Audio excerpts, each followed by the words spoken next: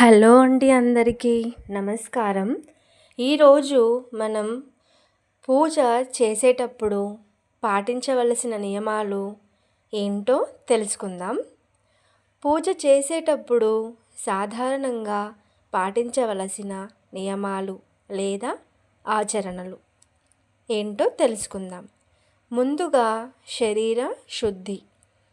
పూజకి ముందు స్నానం చేయాలి. శుభ్రమైన సాధారణంగా తెల్లటి లేదా లేత రంగుల వస్త్రాలు ధరించాలి. పూజ సమయంలో శరీరం, మనసు శాంతంగా ఉంచాలి. తర్వాత స్థల శుద్ధి. పూజ చేసే ప్రదేశం శుభ్రంగా గాలి వచ్చేలాగా ఉండాలి.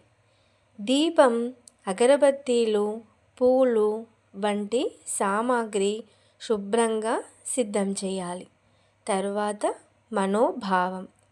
కోపం, ఆందోళన, నెగిటివ్ ఆలోచనలు దూరంగా ఉంచాలి.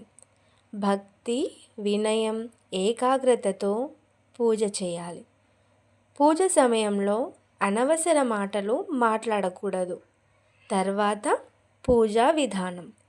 దీపారాధనతో పూజ చేయడం ప్రారంభించడం మంచిది.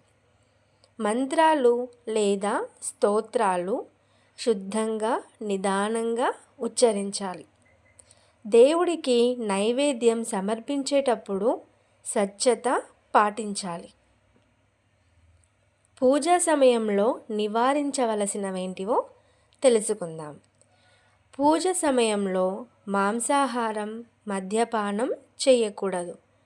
అపవిత్ర స్థితిలో అనగా అతి అలసట, అనారోగ్యం ఉన్నప్పుడు పూజ చేయకపోవడం మంచిది. పూజ సామాగ్రిని నిర్లక్ష్యంగా వాడకూడదు. పూజ ముగిసిన తర్వాత అంటే పూజ అనంతరం ప్రసాదాన్ని గౌరవంతో స్వీకరించాలి. పూజ చేసిన ప్రదేశాన్ని శుభ్రంగా ఉంచాలి. జై శ్రీకృష్ణ.